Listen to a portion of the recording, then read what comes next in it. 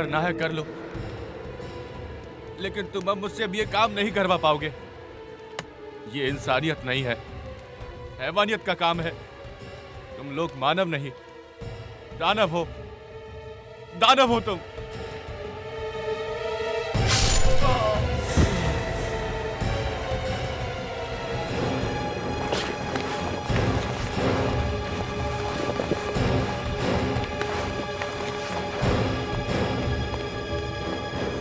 कान खोलकर सुन लो, जो हमारे खिलाफ आवाज उठाएगा तो उसे हमेशा के लिए सुला देंगे हम।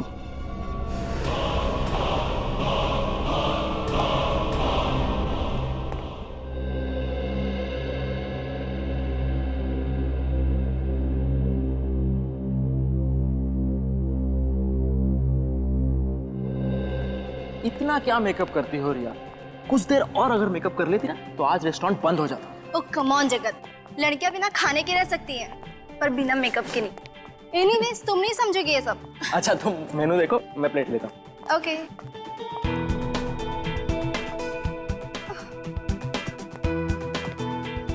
ये कितना ऑयली है, मैं नहीं खाऊंगी ये सब। रिया थोड़ा खाने से कुछ नहीं होता है। नहीं, मुझे तो अपना 6 किलो वेट और कम करना है। एक काम करती हूँ, मैं सूप ले लेती हूँ। मैडम जी इतनी डाइटिंग करोगी तो एक दिन हवा में गायब हो जाओगी। ठीक है, तो ये क्रैब सूप है, वो ले लो। ठीक है ओके। उफो, यहाँ तो सूप बॉल ही नहीं है। सॉरी मैम, एक मिनट प्लीज। Thank you.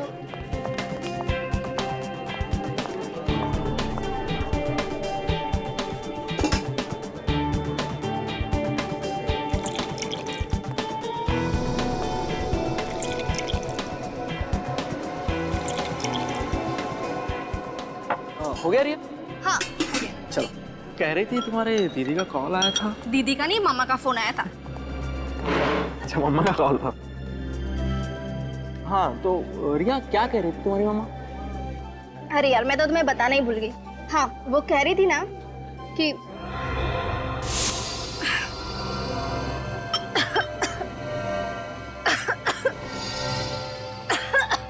क्या हुआ रिया? कैसा तो लगता क्या हुआ रिया? क्या हो क्या रहा? रिया संभालो अपने आप को। रिया रिया रिया रिया खाना गले में तो नहीं अटक गया? क्रैब सूप पी रही थी। रिया अरे पानी पिलाओ ना उसे। क्या हुआ है?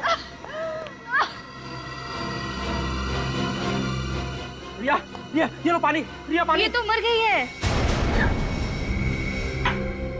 रिया रिया उठो। रिया रिया रिया रिया उठो। रिया रिया कौन है इस होटल का मैनेजर? सर मैं हूँ मैनेजर। तुम इस होटल के मैनेजर हो? क्या मिलाया था तुमने सूप में? सर हमने सूप में कुछ नहीं मिलाया था सर। तुम जाकर बावर्ची को बुला कर लाओ जल्दी। बावर्ची को बुलाने की जरूरत नहीं है, अब तो सीआईडी आएगी।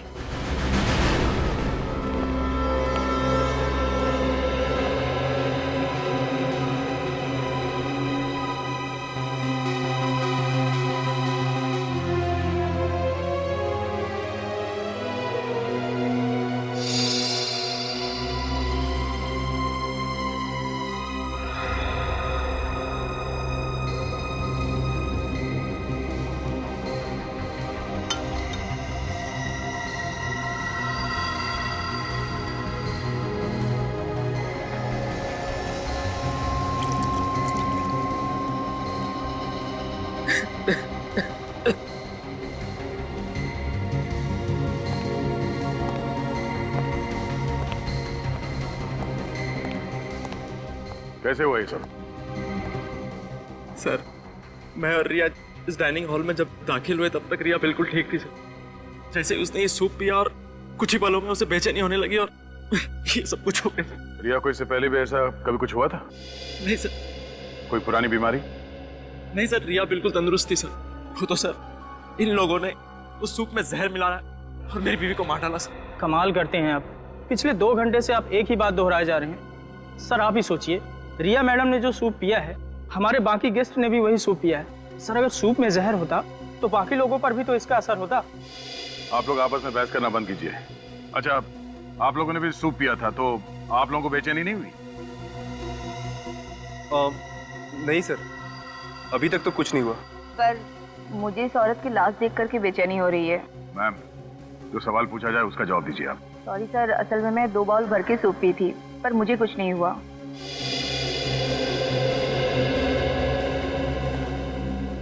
हाँ पूर्वी, कुछ पता चला? सर पूरी बॉडी अच्छी तरह से चेक कर, बॉडी में जहर का कोई सिम्टम नहीं है सर। कोई सिम्टम नहीं है? कुछ समझ में नहीं आ रहा। इन लोगों ने भी वही सूप पी और इन्हें कुछ नहीं हुआ, सब नॉर्मल है। तो अब क्या करें सर? डेड बॉडी को फोरेंसिक भेज दूं?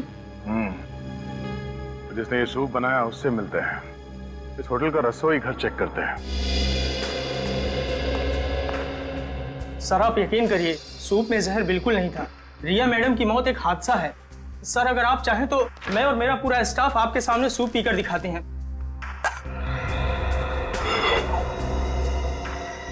मैं आप लोगों को एक आखिरी मौका देता हूँ, सच बताओ। हाँ? क्या सूप में जहर था? नहीं साहब, सूप में जहर नहीं था। सर, सूप मैंने ही बनाया था सर। जब से ये रिसोर्ट शुरू हुआ है तब से मैं यहाँ काम कर रहा हूँ सर। कभी भी किसी भी गेस्ट के साथ ऐसा हादसा नहीं हुआ सर। फिर मैं किसी गेस्ट को क्यों मारूंगा सर? सर अंदर कोई जहरीली चीज नहीं मिली। आप सब लोग एक बात कान खोल के सुन लो। अगर आप में से किसी ने भी कोई चालाकी की, किसी भी चीज को हिलाने की या मिटाने की कोशिश की, तो माफी मांगने के लायक नहीं रहोगे, समझे?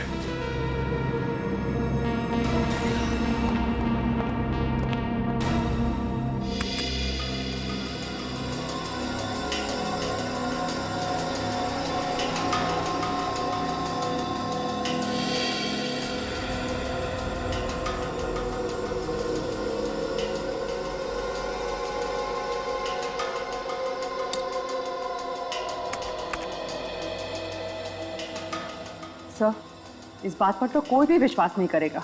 जानता हूँ तारिका, और खास तौर पर वो प्रद्युमन तो बिल्कुल विश्वास नहीं करेगा। उसे समझाने के लिए तो ये सब कुछ दोबारा से करना पड़ेगा। क्या समझाना चाहता था तू साळुंकी? कि रिया के सूप में जहर था? जहर नहीं था बॉस। मैं रेहा का सूप और बाकी खाने की चीजें टेस्ट कर चुका हूँ। रेहा की मौत जहर की वजह से नहीं हुई। जहर की वजह से नहीं हुई तो फिर हुई कैसे मौत? एलर्जी से। एलर्जी से? हाँ बॉस। जैसे ही रेहा ने वो क्रैब सूप पिया, उसके फूड पाइप में स्वेलिंग होने लगी। वो सूजने लगा, जिसने ट्रैकिया पर प्रेशर डाला और उसकी वजह से इसका दम घुट गया और ये मर गई। तो अगर रिया की मौत एलर्जी से हुई है, जहर से नहीं, तो फिर इसके पति का शक भी सही नहीं है। कोई केस है ही नहीं। नहीं बॉस, केस तो है। रिया का केस नहीं है, लेकिन एक और केस आप लोगों का इंतजार कर रहा है। वो क्या? तो होटल में से जो प्लेट, चम्मच और बोल आप लोग लाए थे, उसमें से एक अजीब बात पता चली है। अजीब बात मतलब? बताता हूं, आइए।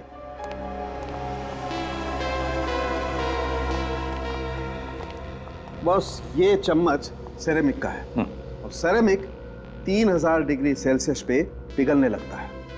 अब मैं इसे हाई टेम्परेचर बीम पर तोड़ता हूं। लेकिन सर आप इसे तोड़ना क्यों चाहते हैं? क्योंकि ये ऊपर से सेरेमिक का है, इसके अंदर कुछ और है।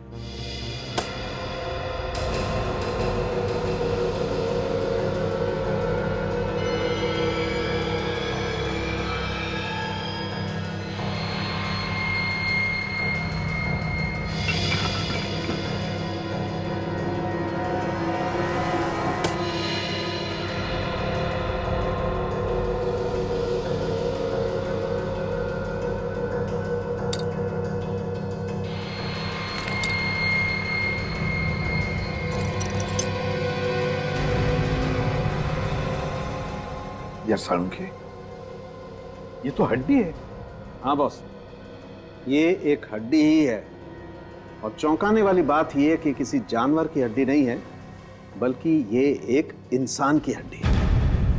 क्या? इंसान की हड्डी? हाँ, किसी इंसान की पेल्विक बोन को काटकर उस पर सेरेमिक कोटिंग की गई है। लेकिन ये कैसे हो सकता है सर? हो सकता है, मैं बताता हूं। बॉस, हजारों साल पहले भी लोगों ने इंसान की हड्डियों से क्रॉकरी बनाई है। ये देखो, ये जो चम्मच है ये किसी ने छोटे बच्चे की उल्ना, ये हाथ की ऊपर वाली हड्डी को तराश के बनाई है, जैसे कि वो चम्मच बनी है। और इतना ही नहीं बॉस, वो जो प्लेट आप लोगों को होटल से मिली है उसमें तो एक नहीं, अलग अलग 12 इंसानों की हड्डियां मिली हुई है। उस प्लेट में 12 लोगों की हड्डियां मिली है? हाँ। माय गॉड, कौन कर सकता है ये? तो कोई ऐसा आदमी कर सकता है जिसका मानसिक संतुलन पूरी तरह से बिगड़ गया है। पता लगाना पड़ेगा होटल से कि उनको क्रॉकरी कौन सप्लाई करता है।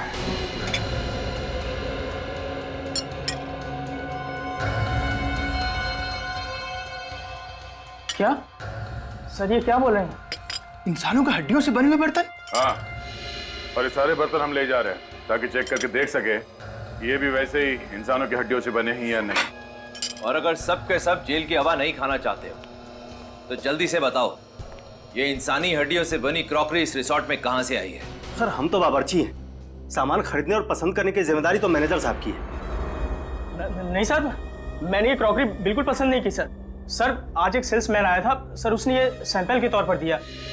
सर महंगाई कितनी बढ़ गई है, इतने बड़े रेस्टोरेंट में भी क्रॉकरी का बजट नहीं है, सैंपल से काम चला रहे हैं। ये सैंपल की क्या कहानी है? हाँ सर, आज सुबह एक सेल्समैन आया था, उसने ये सैंपल दिखाते हुए कहा कि अगर ये क्रॉकरी सबको पसंद आ जाए तो इसे होलसेल में ऑर्डर कर देना। कुछ बताया उसने? किस कंपनी से आया था वो? हाँ, मैंने उससे कंपनी का नाम पूछा था तो उसने बताया कि उसके बॉस की कोई बहुत बड़ी कंपनी नहीं है, वो लोग कुछ हस्तकला का उनका छोटा मोटा कारोबार है। अगर उसे होलसेल में ऑर्डर की उम्मीद थी तो उसने अपना नाम, पता या फोन नंबर तो दिया ही होगा ना? हाँ सर, उसने अपना नाम धवल बताया था सर, और नंबर भी दिया है। सेल्समैन धवल।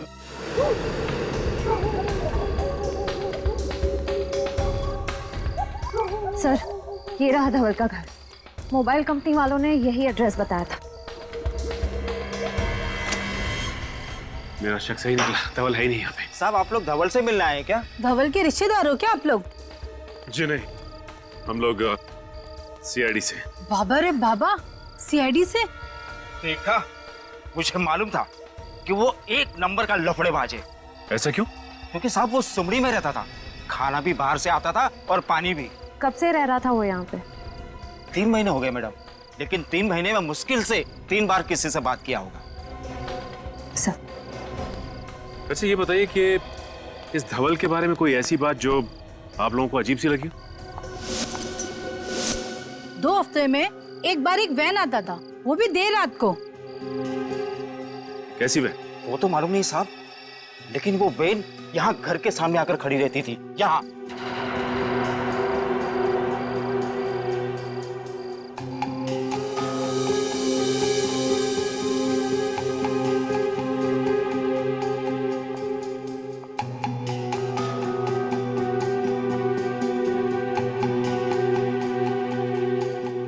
धवल और दूसरा आदमी उसमें से बड़ा बड़ा कार्टून निकाल के घर के अंदर ले जाता था। ठीक है, अगर आप लोगों की जरूरत पड़ेगी तो हम बुलाएंगे, आप लोग यहीं रुकिए। जी। क्या हो श्रेया, कुछ मिला क्या? सर ये देखिए, शायद धवल की फोटो है ये। धवल की फोटो? इस फोटो को देखिए, क्या यही धवल है? हाँ साहब, यही धवल है।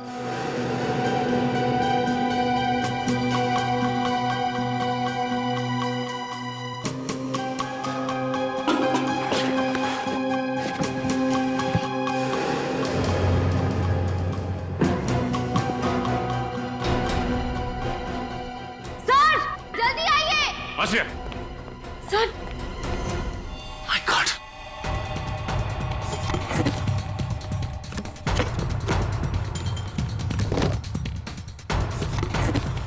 Oh no! इतने सारे कंकाल। लेकिन सर, धवल ने इन लोगों का खून किया, किसी को पता कैसे नहीं चला? ये लोग चीखे तो होंगे, बदबू तो आई होगी। नहीं श्रेया, इन्हें यहां नहीं मारा गया है, बल्कि इन्हें बाहर मारा गया है और इनकी हड्डियों को लाया गया है कार्टन्स में।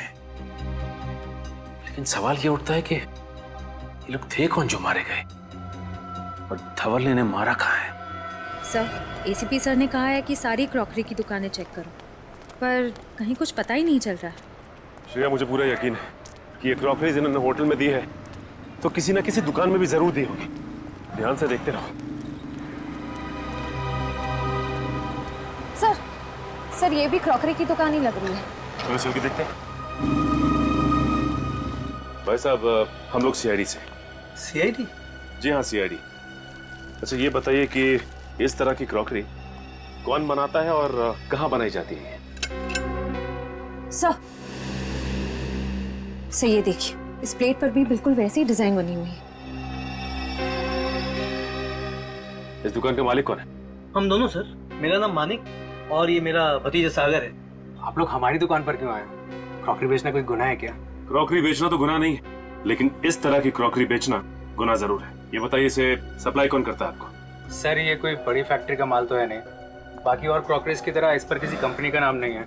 सेल्समैन आते हैं और सैंपल के तौर पर ये सेट यहाँ छोड़ जाते हैं। बाकी उनका माल बिकता है तो ये रोकड़ा हम उनको देते हैं। और ये माल लगातार नहीं मिलता, 2-3 महीने में एक ही बार आता है। और हाँ, हर बार सेल्समैन भी अलग अलग होते हैं। इसे पहचानते हैं आप लोग? हाँ, अरे ये तो वही सेल्समैन है ना जो पिछले 2-3 महीनों से ये माल सैंपल के तौर पर हमें देखा जाता था। क्या नाम था इसका? धवल। और आजकल फरार रही है। सर, आप क्या बात कर रहे हैं? कुछ समझ नहीं आ रहा। देखिए, हम आपको डराना नहीं चाहते, लेकिन आइंदा से इस तरह की क्रॉकरीज अपनी दुकान में मत रखिएगा, समझे? लेकिन क्यों? क्योंकि ये सिर्फ सिरामिक से नहीं बल्कि इंसान की हड्डियों से बना है।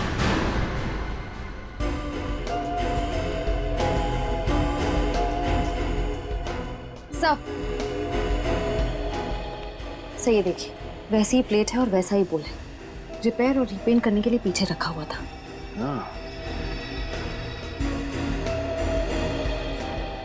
भाई साहब, इसे रिपेयर और रीपेंट आप किससे और कैसे करवाते हो? सर, वो धवल वही ऐसे खराब पीसेस को खुद आकर वापस ले जाता है और वर्कशॉप में रिपेयर करवाता है। श्रेया, एक बार ये पता चल जाए कि ये कारीगर हैं कौन, तो सप्लायर कौन है ये खुद ब खुद पता चल जाएगा। सर, धवल के घर से जो खोपड़ियां मिली हैं उसके जरिए डॉक्टर साळुंके ने अब तक 15 लोगों के चेहरे बनाए हैं। सर, ये है वो लोग।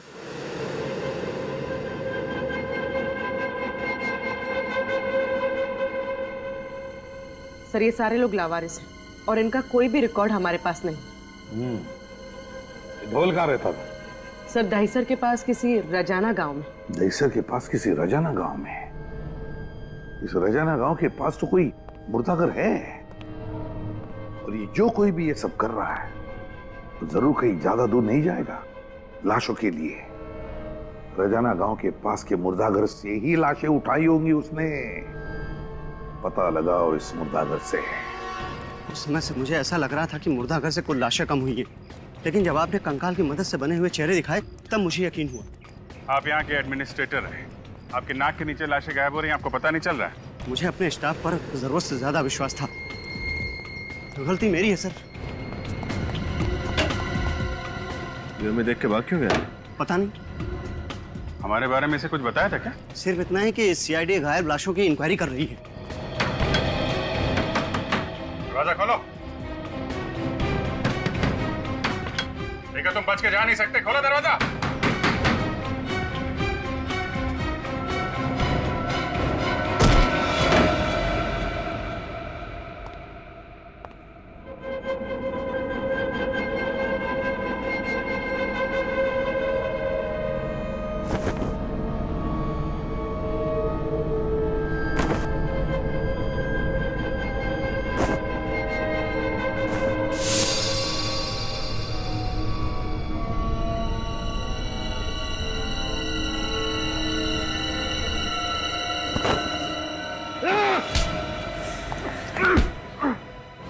जिंदा रहने के लिए मुर्दों का सहारा ले रहा है? छोड़ दो मुझे, जाने दो। कहाँ जाएगा? तुझे तेरी मंजिल तक तो हम लेकर जाएंगे। लाशों की चोरी करता है। ये करता था लाशों की चोरी? हाँ, और ये मत पूछना कि लाशों के साथ ये क्या करता था। ले चलो इसे। कुछ साबित नहीं कर पाओगे इंस्पेक्टर, कुछ भी नहीं।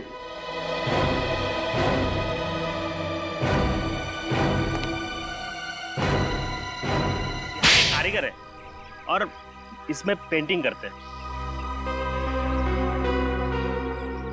हमें भी ऐसे कारीगर की तलाश है जो इस तरह की पेंटिंग कर सके। ये देखिए,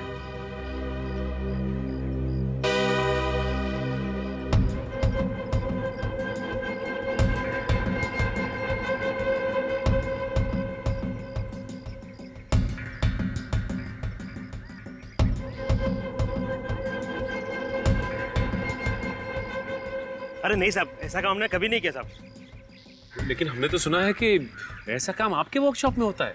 इतना बारीक और सुंदर काम आप ही लोग करते हैं। देखिए, आप ये काम करेंगे तो हम आपको पैसे देंगे।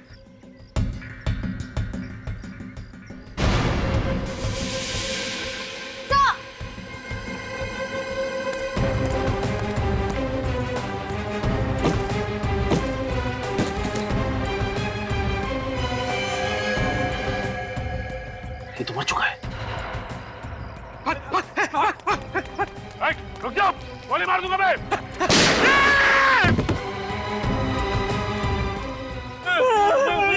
मुझे गोली लगी, कोई गोली वोली नहीं लगी तुझे, हवा में फायर किया मैंने। अच्छा, गोली नहीं लगी। बोल, धवल को क्यों मारा तूने? बोल। सर 5 घंटे से गाड़ी में बैठे हुए हैं sir. Ceramic crockery, ceramic flower vase, ceramic show piece, ऐसी छोटी मोटी फैक्ट्रीज और वर्कशॉप में जा जाके हम लोग ने पूछताछ कर ली सर, कुछ नहीं मिला सर, और कुछ भी नहीं मिलेगा सर। तुम तो ऐसे बात कर रहे हो जैसे हम सीआईडी में सीआईडी वालों की मदद करने के लिए आए हैं। काम को लेकर इतना सीरियस होने की जरूरत नहीं। सर एसीपी सर को क्या जवाब देंगे? अरे भोले राजा, जवाब क्या देना है? कह देंगे सर मेहनत तो पूरी की थी लेकिन नतीजा टाइम पे। सर अगर ऐसी बात तो हम लोग गाड़ी में इतना लंबा क्यों आए सर? हम गए नहीं गए किसी को पता भी नहीं चलता था, क्योंकि ये फैक्ट्री और वर्कशॉप की लिस्ट सिर्फ हमारे पास है, ब्यूरो में किसी भी कॉप के पास नहीं है। थोड़ा नाटक, थोड़ी नौटंकी करनी पड़ती। देख, हमारे यहाँ आने का फायदा क्या है कि अगर सीआईडी के पुराने वफादार ऑफिसर्स में से किसी ने भी हमारे फोन को ट्रैक करके उसे क्रॉस चेक किया तो कम से कम ये तो पता लगेगा कि हम लोग यहाँ आए थे। कितने स्मार्ट है सर आप। कोई नया डायलॉग बोल। अच्छा, एक फैक्ट्री है ये 1978 से बंद पड़ी हुई है, वहाँ मिट्टी के बर्तन बनते थे, चल के वो भी देख लेते हैं। सर वहाँ भी कुछ नहीं मिलने वाले, मुझे बहुत भूख लग रही है, सीधा लंच खाने चलते हैं। और तुम मुर्दाघर में लाशों की हिफाजत करने के बजाय उनका सौदा करते थे, हाँ या ना? हाँ सब किया था, लेकिन मैं तो सिर्फ लावारिस लाशों का ही सौदा किया करता था साहब, बस लावारिस लाशों का ही।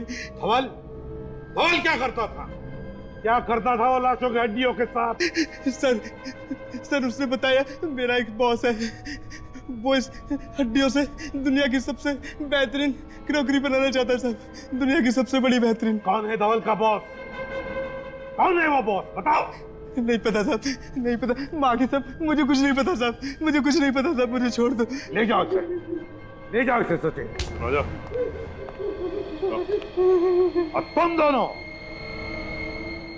धवल का खून क्यों किया? हमने खून नहीं किया साहब। साहब हमने कुछ नहीं किया साहब, हमने कुछ नहीं किया तो फिर भाग्य क्यों मारा? साहब हम अपना काम कर रहे थे साहब, धवल जी तो गुंडों के साथ आए और कहा कि सीआईडी आ रही है, वो डर के भागने की कोशिश मत करना, नहीं तो सीआईडी वालों को शक हो जाएगा साहब। साहब पता नहीं अचानक क्या हो गया, धवल जी वहीं पे गिर गए साहब, और साहब गिरते वो मर गए साहब। चुप! बताओ, तुम्हें मालूम था ना कि वो क्रॉकरी इंसानी हड्डियों से बनती थी? हाँ साहब, हम गरीब आदमी है साहब, हमें क्रॉकरी पेंट करने का 20,000 रुपया मिलता था साहब।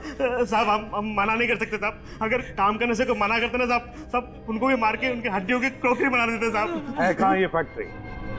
कहाँ है फैक्ट्री? बताओ जल्दी। साहब गुंडे हमारी आंखों में पट्टी बांध कर ले जाते थे साहब, हम नहीं जानते साहब। आंखों पर पट्टी बांधते थे? तो अभी यहाँ पर अपनी आंखें बंद करो और बताओ कहां लेके जाते थे वो? कैसे लेके जाते थे? आंखें बंद, याद करो। वो साहब पनवेल की जरी चौक से हमें कार में बिठाते थे साहब और लोनावाला की तरफ लेके जाते थे साहब।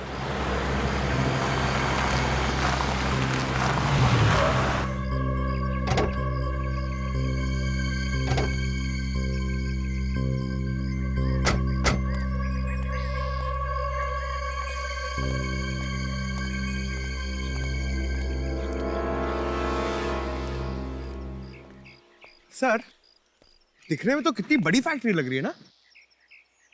अब चलें यहाँ से सर, मुझे बर्गर खाने का बहुत मन कर रहा है। और वैसे भी उन लोगों को मालूम पड़ जाएगा ना कि हम लोग यहाँ पे आए थे। अब जब यहाँ तक आ ही गए हैं तो अंदर भी देख लेते हैं। आ जा सर।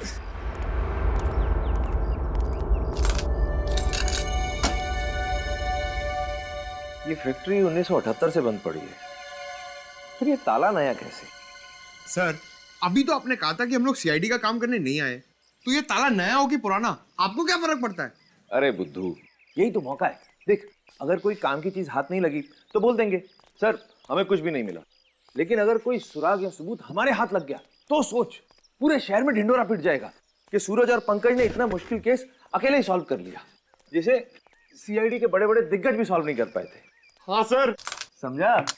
एक काम कर, आसपास जरा जाकर देख, कोई मिलता है क्या? मैं ये ताला तोड़ने की कोशिश करता हूँ। Okay sir.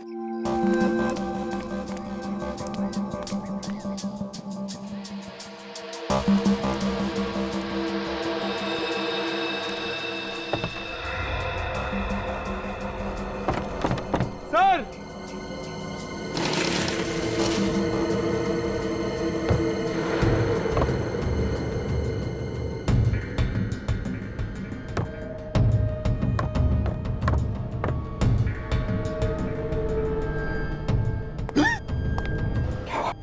सर हड्डी। चुप।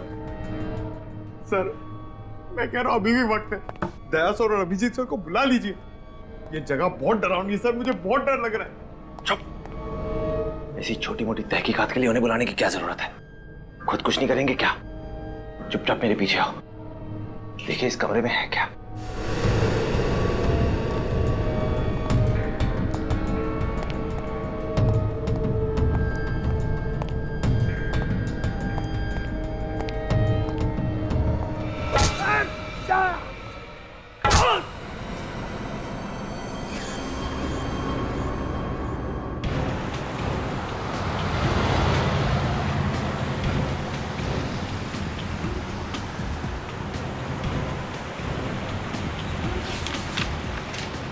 कारीगरों का कहना था कि पनवेल के जरी मार्केट से उनको उठाते थे, आंखों पे पट्टी बांधते थे और फिर लोनावाला की तरफ 20 से 25 मिनट तक लेके जाते थे गाड़ी में। सर, और करीबन 10 मिनट के बाद गाड़ी दाहिने मुड़ जाती थी।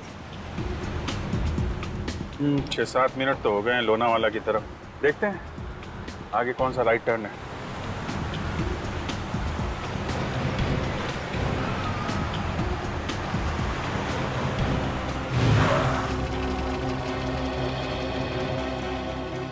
चिरंगी लेन,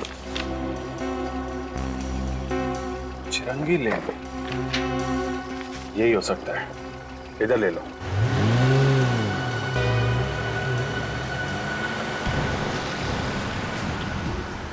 सर, ये रास्ता तो शहर से दूर जंगल की तरफ जा रहा है। सर, उम्मीद है कि उन कारीगरों का अंदाजा सही होगा। पूर्वी 6 महीने से लगातार उन लोगों को इसी रास्ते पे लेके जा रहे हैं। उनका अंदाजा गलत नहीं होगा कि सूरज और पंकज का भी मोबाइल आखिरी बार यहीं पे ट्रैक किया गया था। इधर ही चलो।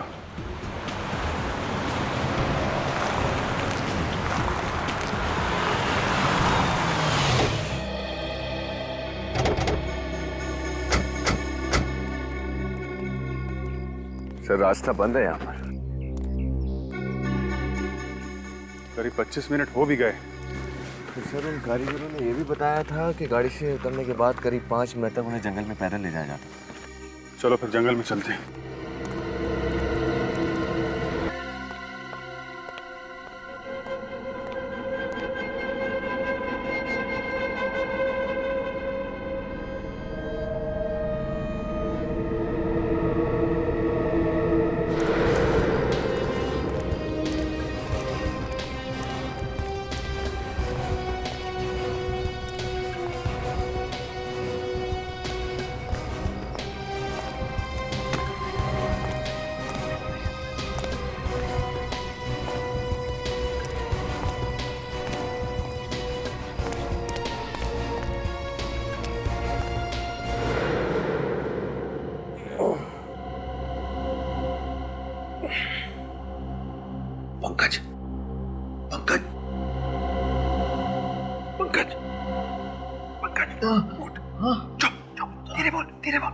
धीरे बोल।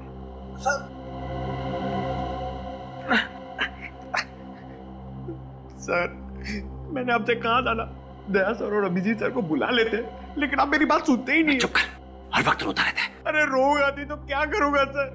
ये वही नरक है जहाँ पर इंसान की हड्डियों के साथ ये लोग सिरामिड की प्लेट्स और सूप बोल्स बनाते हैं सर। सर, मैं आपके हड्डियों के प्लेट और सूप बोल्स बनते हुए नहीं देख सकता हूँ सर। अरे कुछ नहीं होगा हमें। सर कैसे कुछ नहीं होगा? सीआईडी की टीम को पता भी नहीं कि हम लोग कहाँ पर हैं और हमारे पास बंदूकें भी नहीं है। तो क्या होगा? भूल गया सीआईडी की ट्रेनिंग?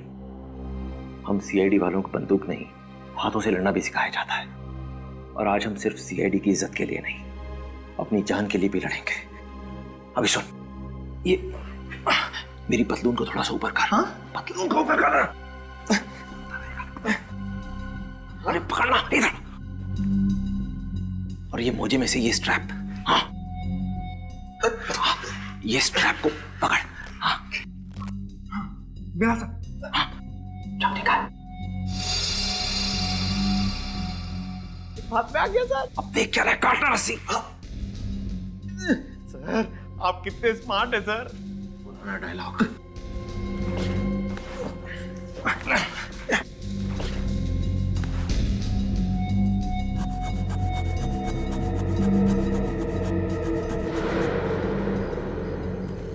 सर, इतने बड़े जंगल में उस जगह को ढूंढना बहुत ही मुश्किल होगा।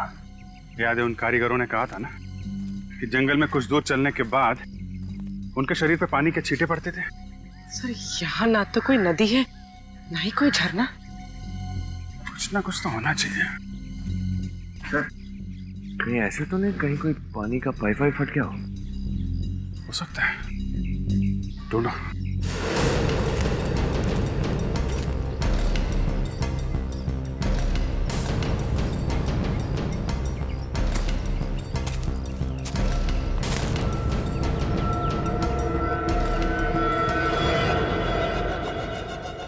जा रहे शेरा, देख क्या उन दोनों सीआईडी ऑफिसर्स को। अब तक तो होश आ गया होगा, कब से तड़प रहा हूं उन दोनों से मिलने को। जा देख क्या जल्दी। Yes boss.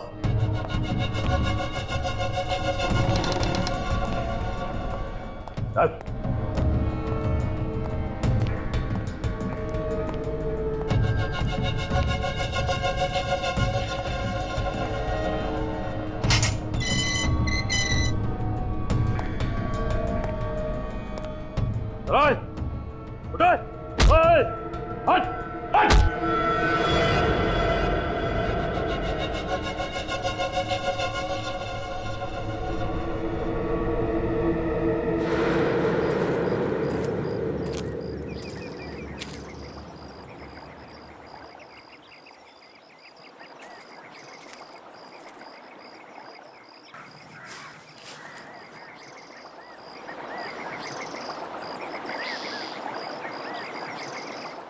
विनीत, पूर्वी,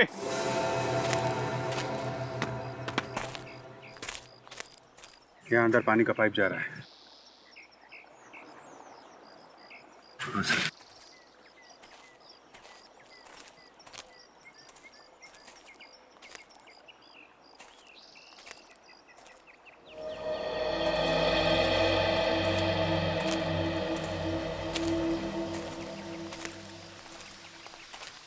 ओह,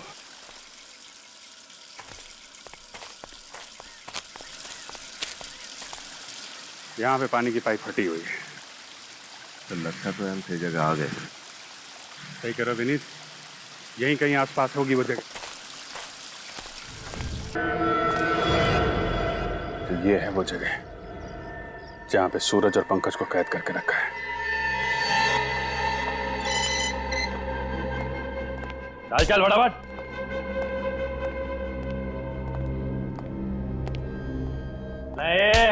चलो।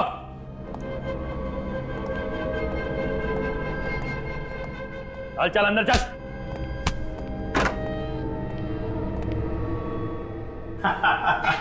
आओ मेरे मेहमानों, आओ। अब तक तो तुमने देख लिया होगा ये मेरा छोटा मोटा कारोबार। तुम? आप लोग हमारी दुकान पर क्यों आए? क्रॉकरी बेचना कोई गुनाह है क्या? सर, ये वही सागर है जिसकी होलसेल मार्केट में सिरामिक्स की दुकान है। हाँ, सागर सागर।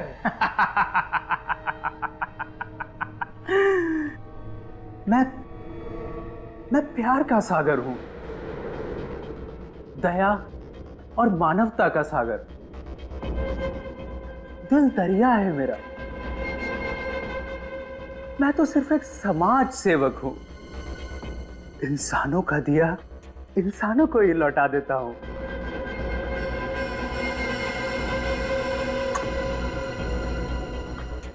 इंसानों की हड्डियां मिट्टी में क्यों मिले? इन हड्डियों से बर्तन क्यों ना बनाए जाएं? हैं?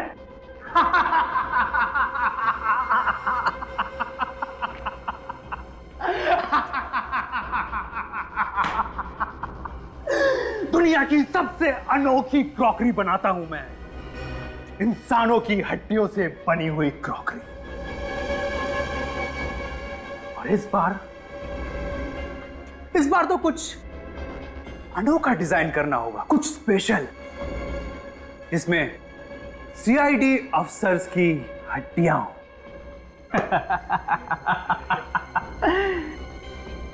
और उस रेंज का मैं अनोखा नाम रखूंगा। हाँ, सीआईडी स्पेशल रेंज। सब कुछ बिक जाएगा, सब कुछ बिक जाएगा। चुप! ये तो ठीक नहीं कर रहा है सागर। तुझे अंदाजा नहीं है कि हम सीआईडी वाले क्या कर सकते हैं। सीआईडी वाले नहीं, करूंगा अब मैं। शेरा, लेके जाए इन दोनों को और जिंदा तेजाब में डाल दे। कुछ ही देर में दोनों तड़प तड़प के मर जाएंगे। उसके बाद इन दोनों की हड्डियों से बनेगी सीआईडी स्पेशल क्रॉकरी। लेके जाओ।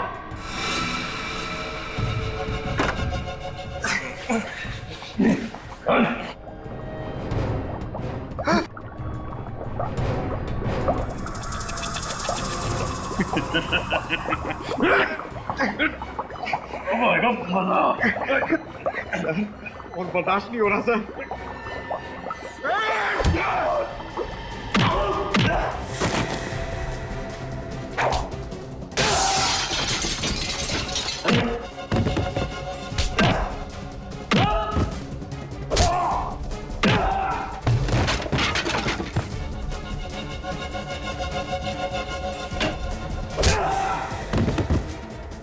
सीआईडी की हड्डियों से क्रॉकरी बनाएगा।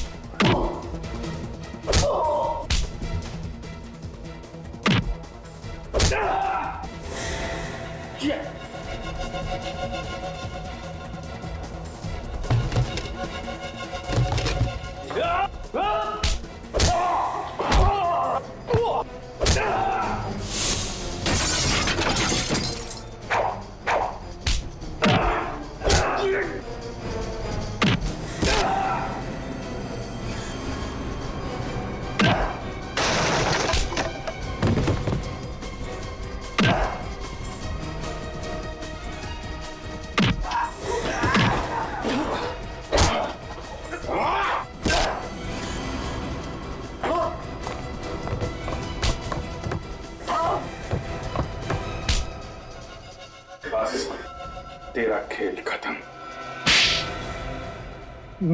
मैंने कोई जुर्म नहीं किया, मैंने कोई जुर्म नहीं किया। ये तो एक कला है। कला। इंसानी हड्डियों से बर्तन बनाना ये कला है। बर्तन बनाना कोई जुर्म थोड़ी है। मैं तो मुर्दा घर से सिर्फ उन्हीं लाशों को खरीदता था जो लावारिस होती थी, क्योंकि मैं नहीं चाहता था कि उन लाशों की हड्डियां जमीन में गलकर मिट्टी बन जाए। जब तुम्हारा काम मुर्दों की हड्डियों से चल रहा था तो फिर मासूम लोगों की जानें क्यों ली? जो भी मेरे रास्ते में आया, जिसने भी मेरे कारोबार में दखल देने की कोशिश की, मैंने उसकी जान ली। सबसे पहले तो मैं उन कारीगरों को मारता था जो मेरा काम करने से मना करते थे, और फिर उसके बाद में उनकी हड्डियों से बर्तन बनाता था। और धवल धवल को क्यों मारा तुमने? धवल धवल धवल मेरा बहुत चहीता था, दाहिना हाथ था मेरा, लेकिन क्या करें, आप लोगों ने उसको पहचान लिया और धंधे की वजह से मुझे उसको मारना पड़ा। अब आज के बाद अपनी खुद की हड्डियों के अलावा और किसी की भी हड्डियों को महसूस नहीं कर पाओगे। मेरी हड्डियां मरने के बाद मैं अपनी हड्डियों से भी बर्तन बनाऊंगा। इस तपस्या को कोई भंग नहीं कर सकता।